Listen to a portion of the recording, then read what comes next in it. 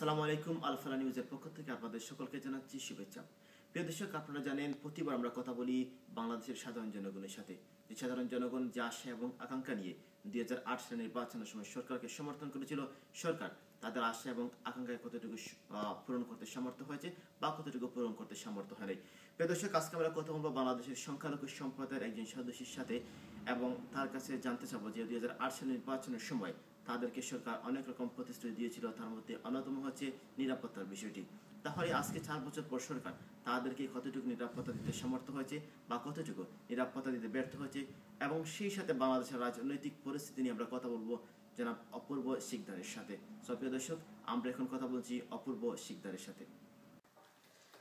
আপনার নামটা যদি আমাদেরকে বলতেন। আমার নাম অপূর্ব শিকদার। আপনার দেশের বাড়ি?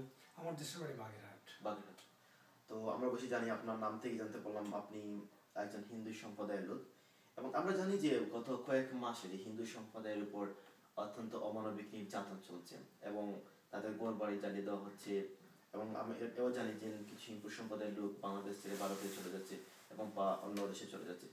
আমি একটা জিনিস আপনার কাছে জানতে চাবো, সেটা হচ্ছে যে এই যে নির্যাতন, এই যন্ত্রণা চলছে, কেউ বলতেছে জামাত শিবির করতেছে, কে বলতেছে সেটা বিএনপি করতেছে, বাট আপনি সেটা কিভাবে দেখছেন? সেটা কি সত্যি জামাত শিবির করতেছে, সত্যি বিএনপি, না অন্য কোনো গোষ্ঠীর সাথে সেটার সাথে সম্পৃক্ত রয়েছে? আপনার কি মনে হয়?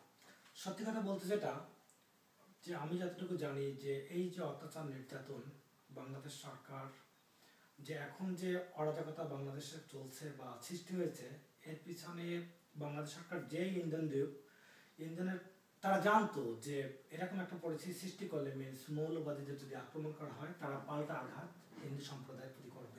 কিন্তু এক্স্যাক্টলি কারা করছে এটা আমি না জানলেও আমি অনুমান করি not only Hindu people, minority people যারা আছে তারাই নির্যাতিত হচ্ছে, তাদের ব্যবসা বাণিজ্য বাড়িঘর প্রভাবিত হচ্ছে এবং তারা দেশান্তরিত হচ্ছে। তো সরকার যদি জানতো, যে আগে থেকেই যদি জানতো যে এরকম একটা পরিবেশ সৃষ্টি হলে হিন্দু মাইনরিটিরা নির্যাতিত হবে, তারা দেশ ত্যাগ করবে, সে যদি জানতো যে আমি আর প্রোটেক্ট করতে পারবো না, তবে কেন সে এই অরাজকতা সৃষ্টি করছে, এটাই আমার প্রশ্ন। তবে জামাত ইসলাম, বিএনপি আর আওয়ামী লীগ যে সরকারই হোক না কেন, কে করছে এটা আমার জানার বিষয় না। যে ঘটনাই ঘটুক, একটা সরকার সে যদি দেশ চালায়, তার একটা অরাজকতা সৃষ্টি হলে তার যদি সামাল দেওয়ার মতো ক্ষমতা না থাকে, তবে আমি বলবো যে এই সরকার সে তার যোগ্যতা হারিয়ে ফেলছে এবং পরোক্ষ প্রত্যক্ষভাবে যেভাবে হোক এটাই প্রমাণ করে যে তারা জড়িত। নতুবা তারা এই যে এখন যে হিন্দু বিজনেস, হিন্দু মাইনরিটি, বৌদ্ধ খ্রিস্টান, তাদের বিজনেস বাড়ি ঘর সবকিছু পোড়ায় যাচ্ছে, তাদের মেয়ে ছেলে কাহিনী হচ্ছে, এগুলো অত্যন্ত দুঃখজনক ব্যাপার।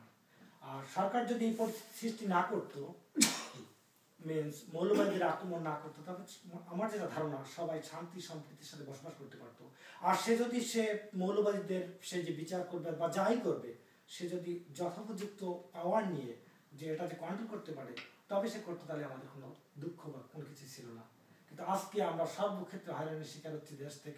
দেশ থেকে সে জন্ম নিচ্ছে বাংলাদেশে, চোখের জল ফেলে সবকিছু ফেলে তাদেরকে দেশান্তরিত হচ্ছে। এটা খুবই দুঃখজনক ব্যাপার। এই মুহূর্তে আপনি করে কি বলবেন? অবশ্যই আপনার দেশের সবসময় যোগাযোগ হয়, অবশ্যই আপনি দেশ থেকে নিউজ পাচ্ছেন প্রতিদিন। তো আপনার এই মুহূর্তে মানে দেশের কি অবস্থা বা আপনার সম্পদের কি অবস্থা? এই মুহূর্তে আমাদের সম্প্রদায়ের লোক সবাই ভয় ভীতির সাথে বসবাস করছে। ছোট বাচ্চা সে স্কুলে যেতে সাহস পাচ্ছে না, কখন কে বুঝি তাদের আক্রমণ করে। রাতে মানুষ ঘুমাতে পারছে না, শুধু সব সময় তারা সংখ্যা নিয়ে বসে আছে, কখন বুঝি আমাদেরকে আক্রমণ করবে। এবং এই ভীত সন্ত্রস্ত হয়ে তারা অনেকে ডিসিশন নিয়ে ফেলছে যে আমাদের এই দেশ ছেড়ে চলে যাওয়া উচিত, এবং অটোমেটিক তারা তাদের বাচ্চা কাচ্চা যারা আছে, মেয়ে ছেলে, তারা সেফ প্লেসে তারা পাঠিয়ে দিচ্ছে। আজকে যে আপনাদের এটা যেটাকে আমি বলতে পারি যে করুণ মুহূর্ত আপনাদের যাচ্ছে, যে এই করুণ মুহূর্তে আপনারা সরকারের কাছে কি আশা করতে পারেন? বা সরকার, আমি সেটা আগেই বললাম যে সরকার যদি অন্যায়কারীদের বিচার করবে, দ্যাট ফাইন, কিন্তু হিন্দু পিপল বা মাইনরিটি পিপল তারা তো এর সঙ্গে ইনভলভ না, তারা কোনো বড় স্বার্থ সরকারের কাছ থেকে পাচ্ছে না, তারা শুধু সর্বক্ষেত্রে নির্যাতিত হচ্ছে। তা আমরা তো সরকারের কাছে শুধু এইটুকু আশা করি যাতে ভবিষ্যতে এরকম পরিস্থিতি আর সৃষ্টি না হয়, সেই তার উপযুক্ত ব্যবস্থা তাদের নেওয়া। বাট আমি জানি বাংলাদেশ গভর্নমেন্ট এটা কখনোই পারবে না। তো আমি শুধু তারপরও বাংলাদেশ সরকারের কাছে আমার আবেদন, যাতে এই পরিস্থিতির সৃষ্টি আর যাতে না হয়, যে আমরা বাঙালি জাতি, আমাদের পরিচয় ধর্ম নয়, তো সেভাবে যাতে আমরা শান্তি সম্প্রীতির সাথে বসবাস করতে পারি, সেই ব্যবস্থা যদি সে করতে পারে, তাহলে হয়তো মাইনরিটি পিপল আমাদের দেশে রক্ষা পাবে। আর ধন্যবাদ আমার সাথে কথা বলার জন্য, আপনাকে অসংখ্য ধন্যবাদ। প্রিয় দর্শক, আমরা কথা বলছিলাম বাংলাদেশের সংখ্যালঘু সম্প্রদায়ের একজন সদস্য জনাব অপু শিকদারের সাথে। প্রিয় দর্শক, ওনার সাথে কথা বলে আমরা জানতে পারলাম যে বাংলাদেশের সংখ্যালঘু সম্প্রদায় এখন একটা করুণ মুহূর্ত অতিক্রম করেছে। একটা গোষ্ঠী তাদের উপর বারবারই আক্রমণ করে যাচ্ছে, বিশেষ করে সংখ্যালঘু সম্প্রদায়ের উপর। প্রিয় দর্শক, এবং তারা অনেক গোলবাড়ি জ্বালানো হয়েছে, অনেক দেশ ছেড়ে চলে যাচ্ছেন। প্রিয় দর্শক, আমরা দেখতে চাই না কোনো গোষ্ঠী সংখ্যালঘুর উপর নির্যাতন করুক, আক্রমণ করুক। সেই সাথে তিনি যেটা আমাদেরকে বলেন, সরকার এই সংখ্যালঘু সম্প্রদায়কে নিরাপত্তা দিতে চরমভাবে ব্যর্থ হয়েছে। আমরাও দেখতে চাই না কোনো সরকারের এরকম দায়িত্বহীনতার ফলে একটা গোষ্ঠী সংখ্যালঘু সম্প্রদায়ের উপর আক্রমণ চালায়। প্রিয় দর্শক, 1971 সালে মহান মুক্তিযুদ্ধের সময় যে আশা এবং আকাঙ্ক্ষা নিয়ে মুক্তিযুদ্ধ আমরা অর্জন করেছিলাম, আমরা কোনোভাবে বিভক্ত না হয়ে কাঁধে কাঁধ মিলিয়ে আমরা সেই উদ্দেশ্যের দিকে অগ্রসর হতে পারি, সেই প্রত্যাশা রেখে আজকের এই অনুষ্ঠান এখানে শেষ করছি। পরবর্তী অনুষ্ঠান দেখার জন্য আপনাদের সবাইকে আমন্ত্রণ জানিয়ে শেষ করছি আজকের এই অনুষ্ঠান। ধন্যবাদ সবাইকে।